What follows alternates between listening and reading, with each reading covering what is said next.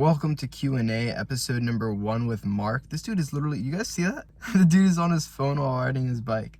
Weirdo. Now, if you guys don't already know who I am, my name is Mark. This is obviously my YouTube channel. It's called Superhuman Fitness.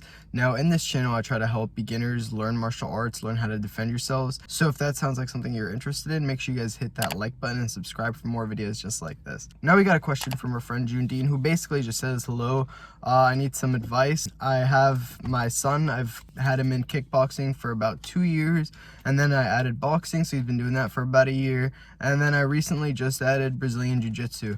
Now, what he says is, should he stick to the above? Is that enough? Or should I add judo? Is it safe to add judo, maybe 2 classes a week?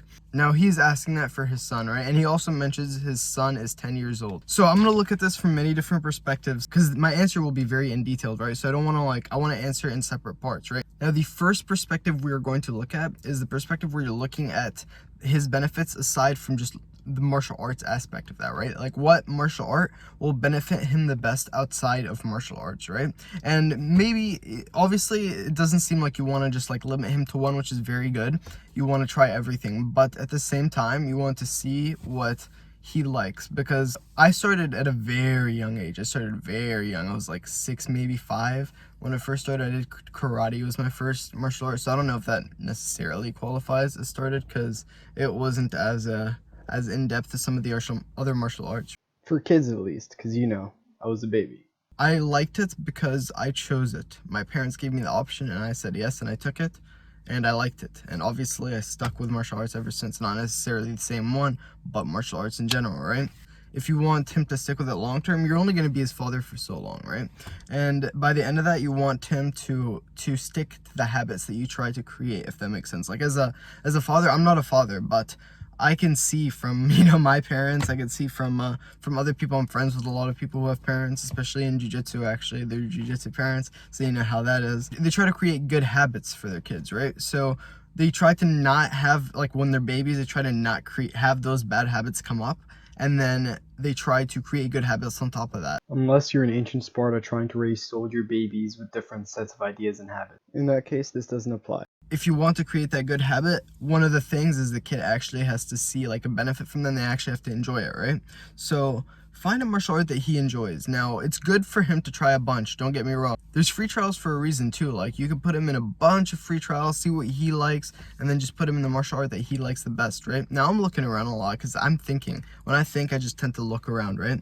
But that being said, dude, this guy is so weird. He's just on his phone with one hand, and then the other hand, he's like, yo, he needs to be passionate about it if he wants to stick with it long term, right? Now, that's the first perspective. Now, there's a perspective financially. If you can afford it, that sounds like a lot, but if it's all part of an MMA gym and they do that or something, then that's awesome. Go for it. By the time this video is being made, quarantine is still a thing, so a lot of MMA gyms are closed. That being said, I'm making an online MMA course for everybody who's affected by this, or people that just can't go to a gym in general, even after this is all over. That being said, stay tuned. It's going to be released really soon.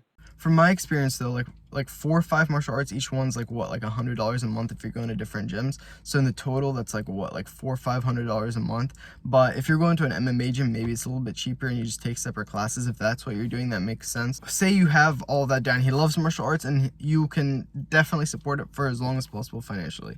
And you're not spending too much on the gym or whatever, right? Say he loves it, but he tries judo, for example. It doesn't need to be judo. It could be any martial art. But he needs to try it first before it becomes a consistent thing. Judo is a great martial art, by the way. The judo is really good with their throws, really good with throws. It's literally made for throws and grappling on the ground. This is kind of where Brazilian jiu-jitsu stemmed from, right? Stemmed off of judo, and they just worked more on the ground game of judo, right? Now, judo is it's just the original, right?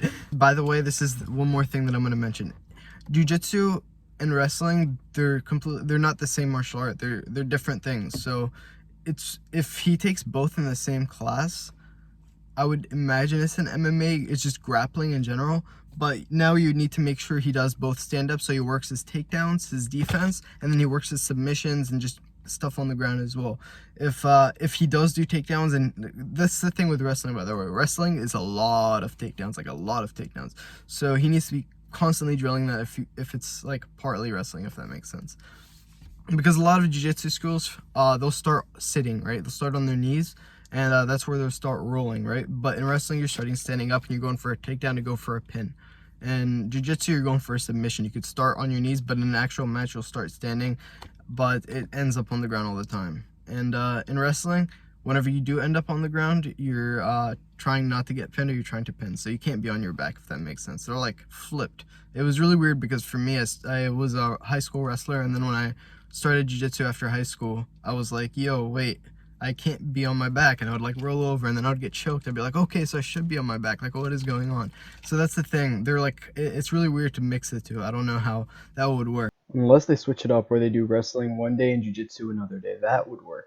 Now, if he does the kickboxing one day a week, and he does the boxing another day a week, and then he does the jiu-jitsu for the third day a week, and then it's 3 days a week now, and then you add your judo for a fourth day a week, that makes sense. That's more doable. Just make sure, like, obviously you want him to still do good in school, to have time for all of that and have a social life and stuff. But other than that, 4 days a week generally isn't too bad, as long as his body has time to recover as well. But you already knew that. Judo in general, it'd be good for him to try. I would try everything, to be honest, especially at that age. Just find something he loves and stick with it. Maybe it's MMA, maybe he likes doing all of it, maybe he likes only doing one. He just needs to be passionate about something so it sticks with him long term. But honestly, from his perspective, this little guy could probably like beat like half of his school, like probably tap everyone out, because not that many people train, you know, like not many people train jiu-jitsu, especially at the age of 10.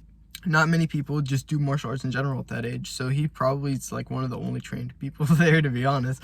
So, and if not, it's probably people doing like taekwondo or something, and he does kickboxing, so he knows his kicks, he knows how to defend the kicks, and he knows how to use his hands and grapple, which they don't really know that well, especially at that age. Anyways, I hope I answered your question, man. If you guys have any questions, make sure to let me know in the comments below. Subscribe for more videos just like this.